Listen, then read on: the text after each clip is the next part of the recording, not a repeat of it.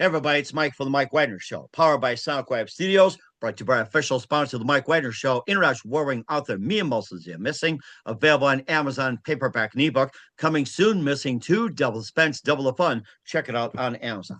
Also brought to you by Sweet Psalmist by Serena Wagner, based on the life of David, including 30 exquisite paintings and King David's songs and the story of David and his time as a shepherd. Amazon.com, keyword Sweet Psalmist. Check it out today. And also check out the Mike Wagner Show at the MikeWagnerShow.com. 50 podcast platforms, 110 countries, Spotify, YouTube, iHeartRadio, Apple Music, Spreaker, and more. And follow us on Facebook, Instagram, LinkedIn, Twitter, TikTok, and more. We're here with amazing singer-songwriter from Port Angeles, Washington, spanning more than 2 decades, marked by a dogged commitment to pursue making music for music's sake. Worked with the Lonely H Band, spent 14 years in the Nashville music scene. His music ranges from outlaw country, theatrical, pop, indie pop, and more. And a loyal following on Spotify, YouTube, and more. He's got the release called Company Man. We'll be playing one of his tracks at the end of the audio interview, and make sure you check that out. Live, ladies and gentlemen, Plus Studios in beautiful downtown Port Angeles, Washington. The amazing singer-songwriter from that territory, spanning more than 2 decades, the multi-talented Mark Fredson. Mark, good morning, good afternoon, good evening. Thanks for joining us today. All those things. Thanks for having me. Well, it's great to have you on board, Mark. You're a singer-songwriter from Port Angeles, Washington, spanning more than 2 decades, marked by a dogged commitment to pursuing making music for music's sake. You've been in the music scene 14 years in Nashville. You're with the Lonely H Band. You have ranges from outlaw country, theatrical pop, indie pop, and more. You have a loyal fan on Spotify, YouTube, and more. You have a new release called Company Man. We'll be playing the title track at the end of the audio interview, plus some of the other cuts, previous releases, and more. Before getting all that, Mark, tell us how you first got started. I think I was thrown into choir in 7th grade just because they didn't know where else to put me. Well, that's logical. It's like, do something, so your parents, come on, do something, will you? You got to go somewhere. It was not my choice, but I ended up being a soprano. I ended up like Homer Simpson having the "Oh Holy Night" solo for the winter concert. And I remember getting a little taste of life on the stage. I actually really enjoyed singing. I kept doing it. A couple friends of mine decided to start a band. One of them was a drummer, one of them was a guitarist, and they asked me if I wanted to join. And even though I didn't really know how to sing, I was in choir, and so I told them that I did. And then I kind of figured out how to do it along the way. I also took piano lessons from an early age. And once I figured out how to play Let It Be by the Beatles, I got really obsessed with the idea of writing my own songs. So joining this band just kind of happenstance with my buddies, and being thrown into choir, and then my mom forcing me to take piano lessons, all kind of culminated in me falling in love with writing and making music and singing, really kind of most of all from a pretty early age. I'd say it all the fireworks really went off when I was about 14. And I've kind of been in love ever since. Oh my gosh. So you began choir, you say, in the 7th grade. Was that right? Or Yeah, choir 7th grade, and then 2 periods a day all throughout high school, jazz choir and symphonic choir. And then the band formed in 8th grade. And we were basically going from 8th grade until I had the age of, I don't know, I think I was about 24 when we broke up, 24 or 25. And then I kind of just went back to the woodshed. I was heartbroken for a while because it was my whole identity. And I didn't really know what music was supposed to be outside of that core unit of Hometown Boys that I, basically had been my world musically for about 12 years, I think was how long it spanned. So it took me a few years to get my feet back on the ground musically and decide to just be the solo guy and kind of cash in on all my my Nashville musician friends that I'd made so far, and kind of formed my own band, but it just put my name on it and started writing, recording, and producing music under my own name. And now I'm 4 albums in on that front. that is so amazing what you've done. And what was that one exact precise moment that simply influenced you doing what your rest of your career? Talk about being in choir in 7th grade and, getting a band in 8th grade. What was that one exact moment that simply said, this is what I'm going to do? It was probably the 8th grade talent show. We had a an original song called Sam Can Stop the Rain. It was kind of the Nirvana format where you just kind of play the same chord structure for the verse and then hit the distortion pedal for the chorus. And all of a sudden it's a chorus.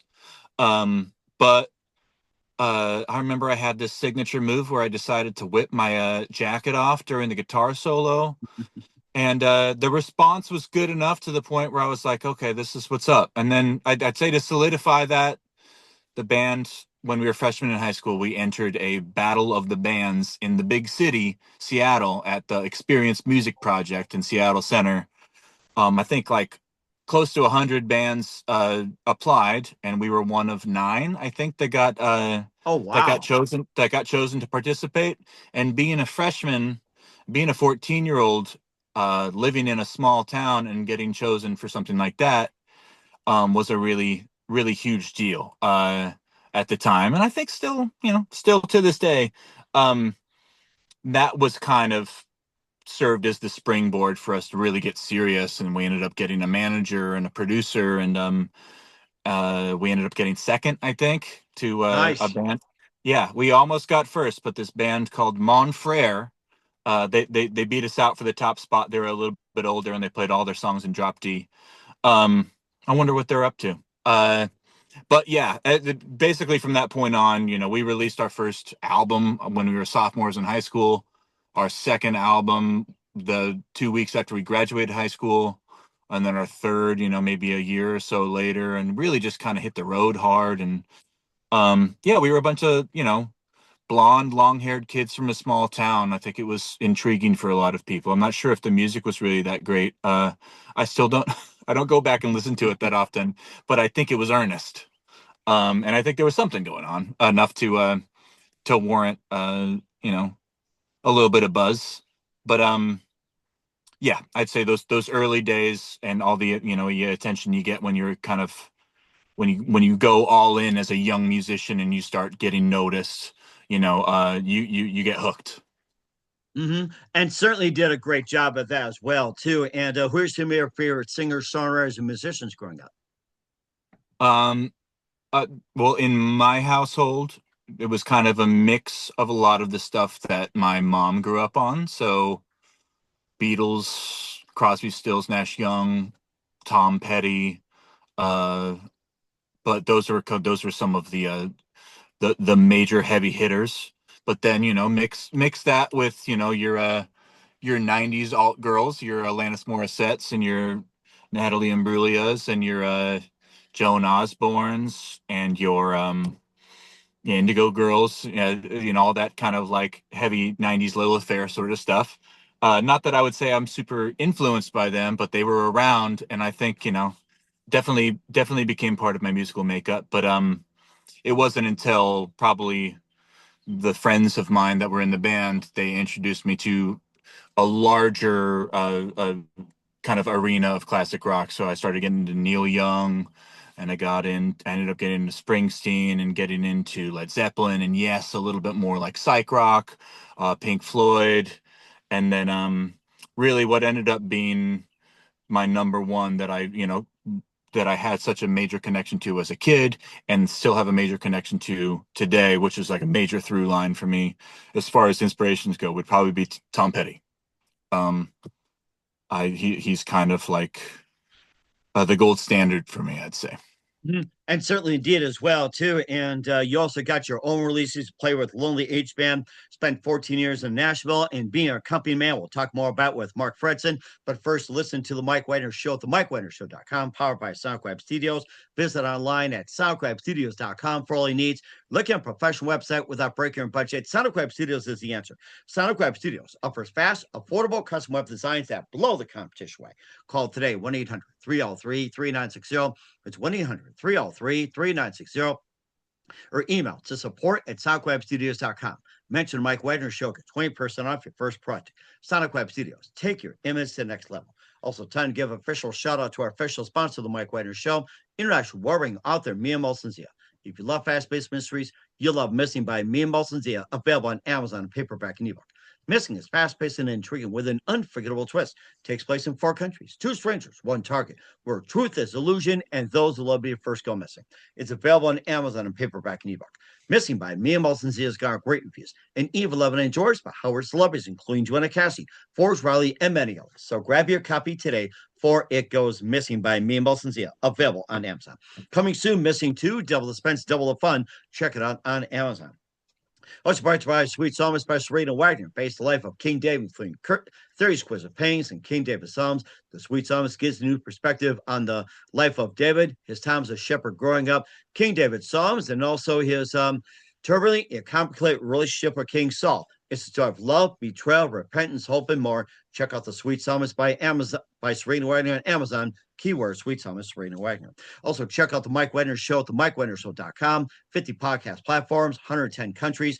Take us with you on any mobile device, and check us out on Spotify, Spreaker, iHeartRadio, YouTube, Apple Music, and also on all socials: Facebook, LinkedIn, Instagram, Twitter, TikTok. And for t-shirts, pop sockets, throw pillows, tote bags, Amazon.com. Check out the Mike Wagner Show podcast. And for more great gift ideas, go to Amazon.com/me and Molson Dia. Great books, merchandise, and more. And support the Mike Wagner Show on Anchor FM, PayPal, and the MikeWagnerShow.com. You heard the amazing singer-songwriter from Port Angeles, Washington, spending more than 2 decades. Mark Fredson here on the Mike Wagner Show. Before we get more into Company Man, you spent time with the Lonely H Band, 14 years in Nashville, and tell us more about the Lonely H Band and your 14 years, especially journey going from Port Angeles over to Nashville. Yeah, we were all hometown boys. We released 3 records and hit the road pretty heavily behind the latter 2 of them, around the ages of 18, 19. And we were kind of looking to make a move. With an emphasis on touring, we thought that Nashville served as a really great home base to do a lot of like weekend runs. So we kind of scoped it out, ended up really being embraced by the community there, falling in love with the music scene at the time. This is about 2010 when we finally made the decision. We basically posted up at a show promoter's house for a week or so, played about 3 or 4 times at what became our favorite local haunt, the 5 Spot, which is still going strong after all these years. Mm-hmm. Even after so many changes in the landscape down there. So shout out to 5 Spot for really taking us in and being home base for us for all those years. Just a great stalwart. I'm not sure if I'm using that word correctly, of the music something community. Like that. Yeah, I'm like, I've never said that word out loud, but I'm gonna try it here. It's okay. You learn something new and bringing something new every day, which is good. Yeah, let me know in the comments if that isn't the correct usage. Definitely. Yeah, we'll make sure you comment. That's for sure, guys. We encourage you to comment on everything. Do. Spotify, YouTube, and more. We encourage you. Facebook even. So we moved back to Port Angeles. We all got summer jobs, spring and summer jobs. Mine was down at the Red Lion Hotel on the waterfront in my hometown, Port Angeles, Washington, which is where I am currently. And I was cleaning rooms for about 5 or 6 months, saving up to move down to Nashville. We got there in fall 2010, and we basically started hitting the scene really hard, playing the 5 Spot a lot, playing a lot of other local haunts, and made a lot of friends. We got in with a producer down there and made our 4th album, which I'm very proud of, but it just took a really long time. We had a bassist that had gotten married and had I think a second kid on the way, or just, oh wow, had just had his second child. The other guys were kind of getting courted by other bands.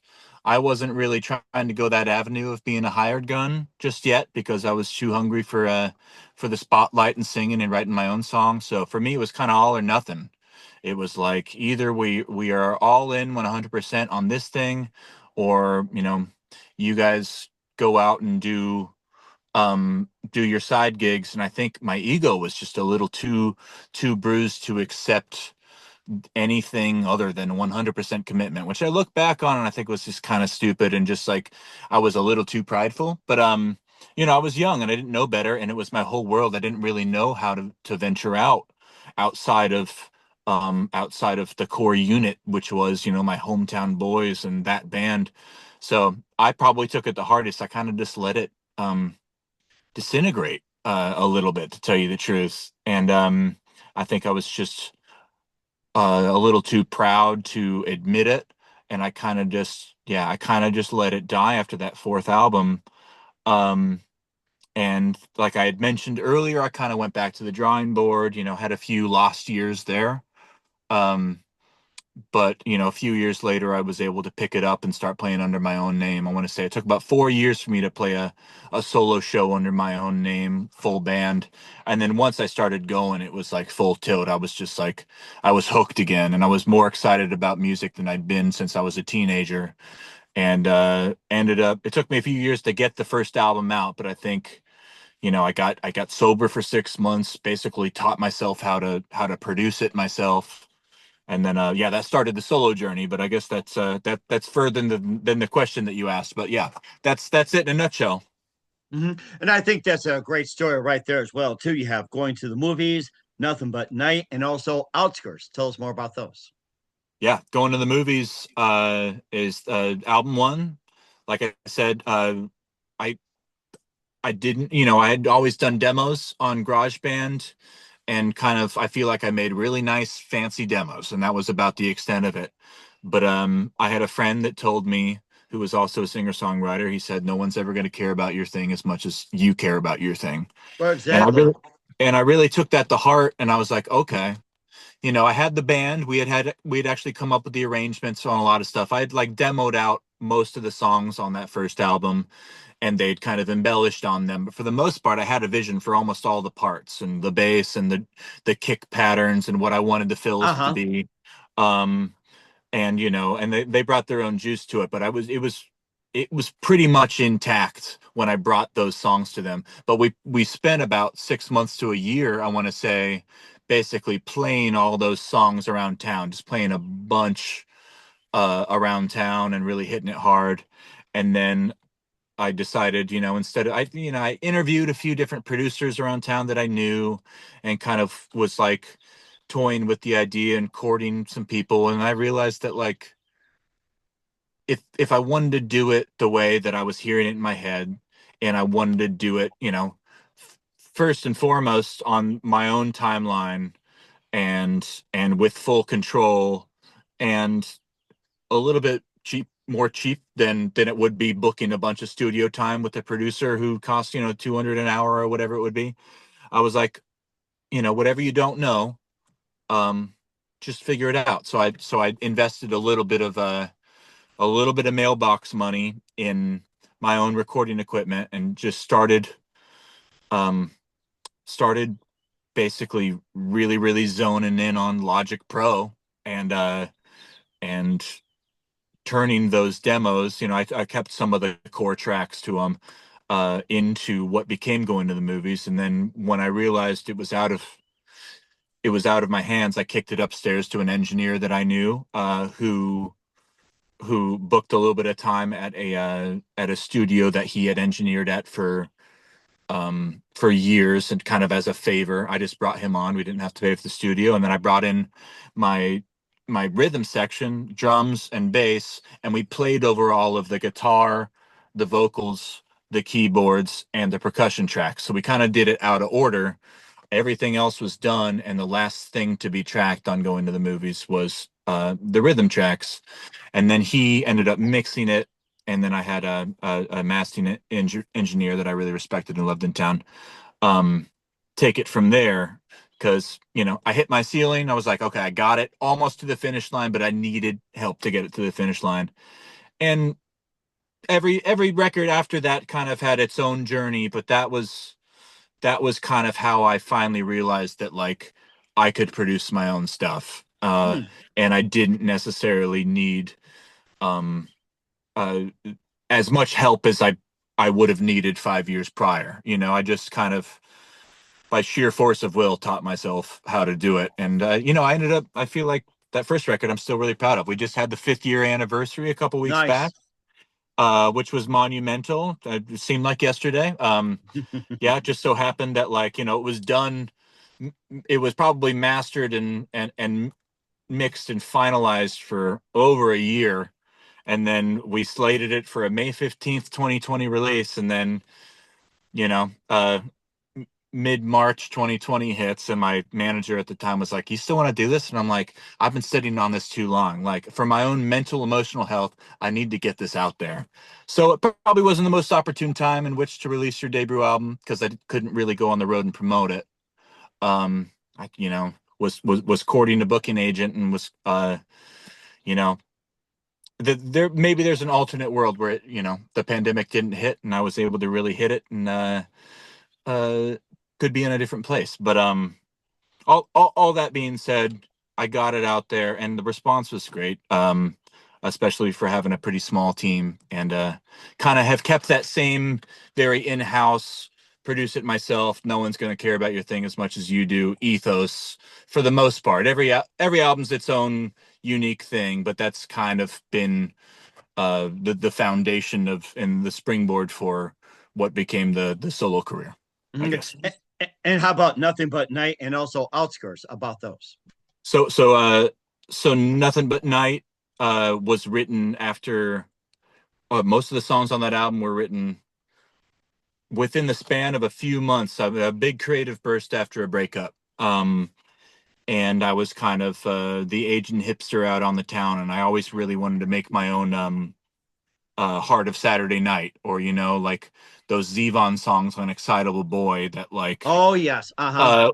where he's a man about town, and poor pitiful me, and lawyers, guns, and money. I wanted to make songs like that. Like, I wanted to get that album out of my system, and I feel like Nothing But Night is kind of that album. I kept, like I said, I always made really fancy demos when I was writing songs, and I ended up keeping a lot of the original tracks from those demos and just kind of really just embellishing upon them. So what you hear on that album uh, uh, are almost like very, very close. I'd say 80% I did immediately after writing the songs. The vocals, almost all of them are laid down like 1, 2 days after I wrote it. So it was really fresh and really kind of vibrant, and I was just really inspired. And what it lacks in production value, I think it makes up for um in heart and inspiration, and this kind of creative fire that I was feeling at the time. So I feel like it's,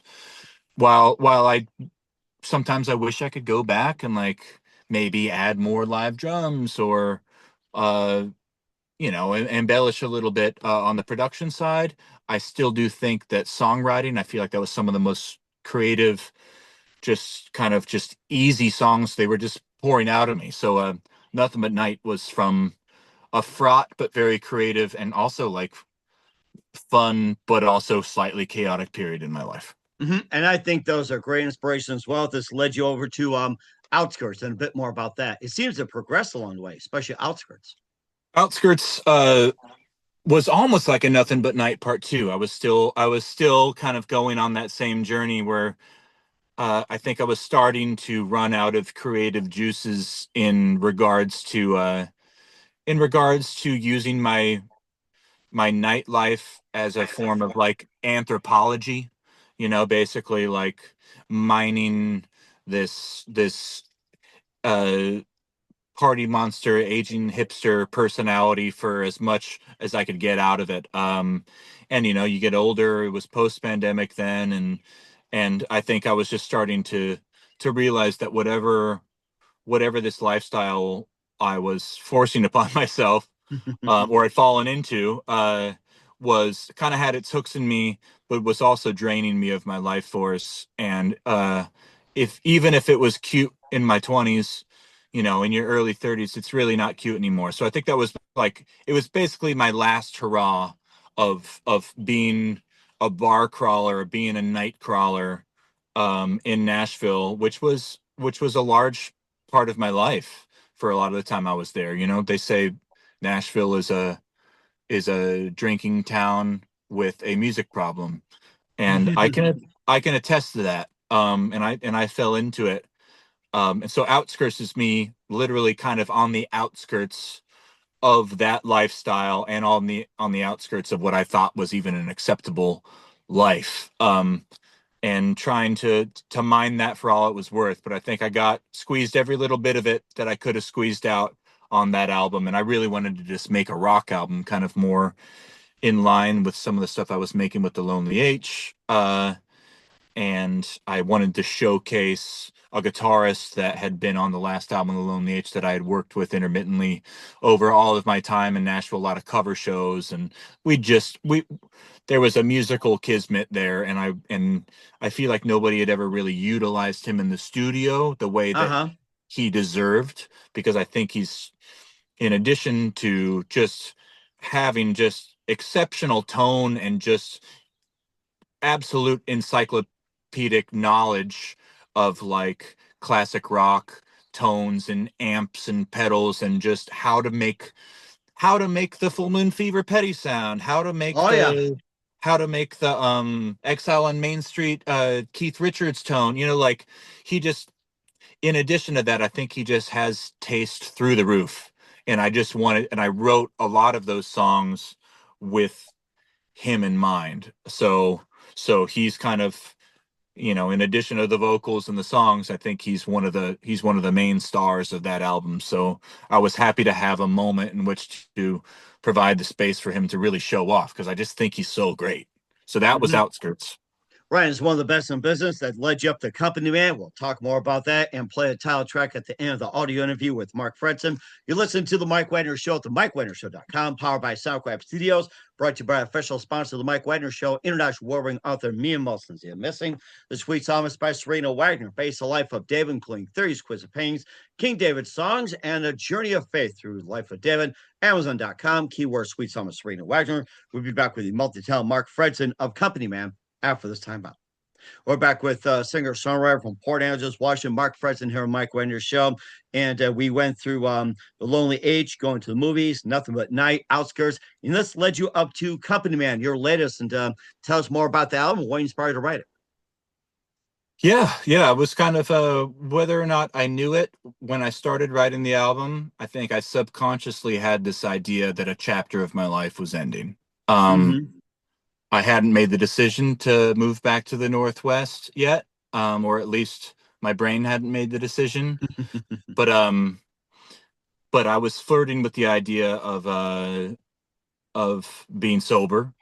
I want to say, did in like early 2023, I did about 3 months, took some time off, did another few months, took some time off, and then I think, and I was starting to like form the idea of what the record would be. I think I had a couple of the songs, Desperate Measures being one of them, which is kind of like, I feel like thematically falls in line even more with Outskirts and Nothing But Night, but I ended up on this record. And then I just kind of went full fledged. Been sober for almost 2 years now. Not that this album's about that, but I think it just kind of, when you make a big decision like that, and a lot of your culture and your social life in a place revolves around bars and drinking, and that's just what your social interaction springs from. Once you cut that out of your life, you kind of get a certain clarity as to where you stand in the city you live in where you're at in your life, at your age, in your career. As far as you have difficult conversations with yourself, and I think some of these conversations are happening on Company Man. I was starting to think about my life in the restaurant business, because that's what everybody does when you're a musician in Nashville, because A, B, and C, and A being flexible schedule, and B being you don't really have to work super early in the morning, so you can hang out at night. Um, but I had kind of always been regarded by, whether or not it was true, but been regarded by employers as somewhat responsible. So I always ended up being the manager at all these places. Huh. And they demanded this loyalty from me that I didn't really feel like giving them. And I started to, I don't know, think about what part I was playing in capitalism. I was starting to think about what part I was playing and keeping the wheels going, however small that part would be. But how like the duality of being somebody who's loyal to an employer and loyal to, who has bills to pay, and it hasn't been able to make their dream, it hasn't been able to monetize their dream yet, and probably never will, um, versus still hanging on to your dreams, and having music and artistic pursuit be such a large part of your identity ever since you were a child, because I was Hmm. still so young, and my brain was still so malleable when I was, telling myself that rock and roll was my life, and, Right. Yes, I know what you mean. and, and was getting the attention from such an early age, and people, solidifying that for me and telling me that, yeah, it should be. Everything you guys are doing is great. Um, so that was who I became. I became Mark the musician, and you make it to your early 30s, and you're proud of the work that you've done, but you're not where you thought you were going to be when you were 16 releasing your first album. You were like, oh yeah, by the time I'm in my early 30s, this, that, and the other. And I wasn't able to check those boxes, a lot of those boxes. Hmm. um and so I think on this record, you're having I'm having hard conversations with myself about where I stand with getting older, where I stand with um with my place in capitalism, in on the social rung, Uh-huh. and with my status as somebody who's been chasing their dreams their whole adult life and most of their adolescent life, and and trying to reckon with whether it was the right decision, and just reckon with what that has meant for the rest of my life, moving forward, and for my relationships. And yeah, it's heavy stuff. So just as God intended me kind of reckon with that is very, very, is the last song on the album, and it's basically my goodbye to Nashville song. I something that I really needed to write, was very therapeutic for me. Kind of sang it in a very Zevon-y style, tried to be bombastic with it, and Hmm. but it's still, yeah, it still gets to me even when I don't listen to it all the time, but if I throw it on, yeah, I feel like it's a little painful, but I'm glad I got it out of my system. So yeah, Hmm. that's Company Man in a nutshell. I think did a great job as well too. And where can we find company on all your works at, Mark? Yeah, so markfredson.bandcamp.com, you can buy them all. You can also holler at me via Instagram, and I have some physical copies. I'm a small enough operation that all you got to do is just message me, and I will send you a CD.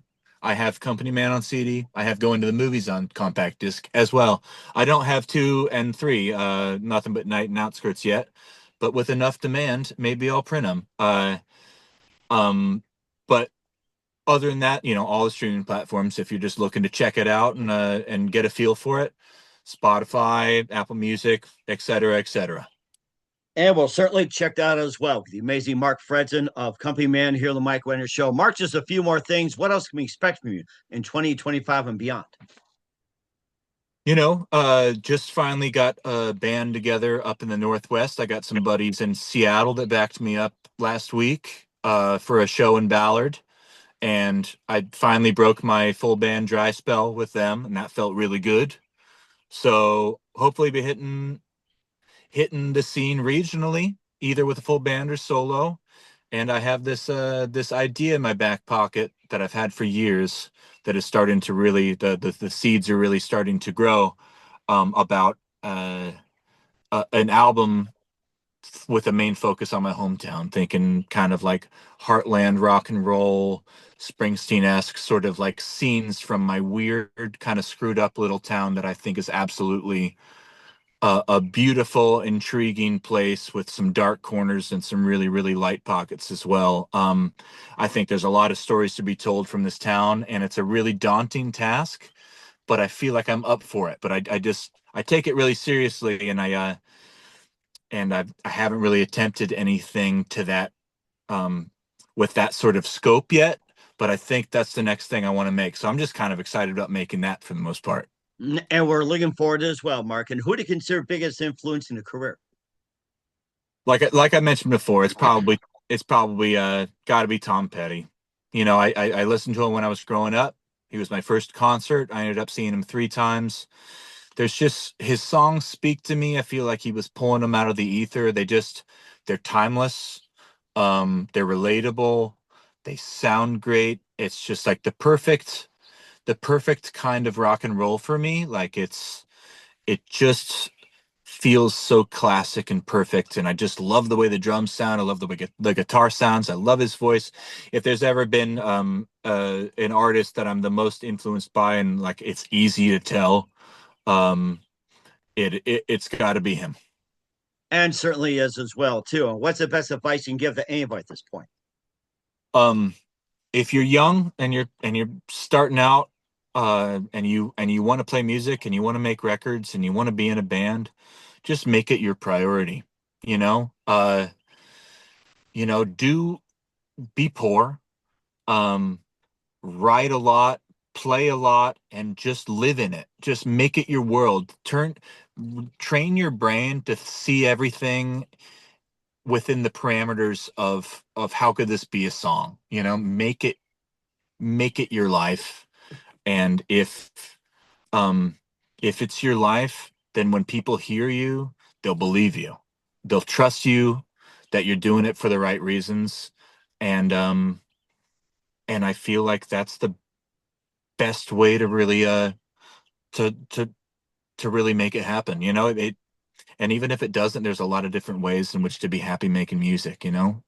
uh so many great artists out there that don't end up having a successful career, not because they're not great, just because there's only so much room. But there's a lot of different ways to be happy making music. And as long as you do it for the right reasons and you do it just because you can't think of doing anything else, um and you believe in your heart of hearts that you have something to say, um then it's worth it. And certainly worth it as well, too. And you're doing a great job. With the amazing, multi-talented singer-songwriter from Port Angeles, Washington, Mark Fredson, with company man here on the Mike Wagner Show. I played the title track at the end of the audio interview. Make sure you check that out. Mark, a very big thank you for your time. You've been absolutely fantastic. Learned a lot. Looking forward to having you soon. Keep us up to date. Keep in touch. Laugh, have you back. And what's your website? How do people contact you? And what can people purchase or check out your music? Yeah, so no official website, but you can find me on the socials. Instagram is where it's going to be most up to date. I hop on Facebook as well. Feel free to message me about CDs. I can just go ahead and send them your way. I got a couple bubble mailers ready to go. Um, so yeah, that's an easy way to get a hold of me, and then you can find me on any of the streaming platforms as well. Well, certainly check that out. Once again, Mark, a very big thank you for your time. You've been absolutely fantastic. Looking forward to having you soon. Keep us up to date. Keep in touch. Laugh, have you back. We wish you all best. And Mark, you definitely have a great future ahead of you. Thank you so much.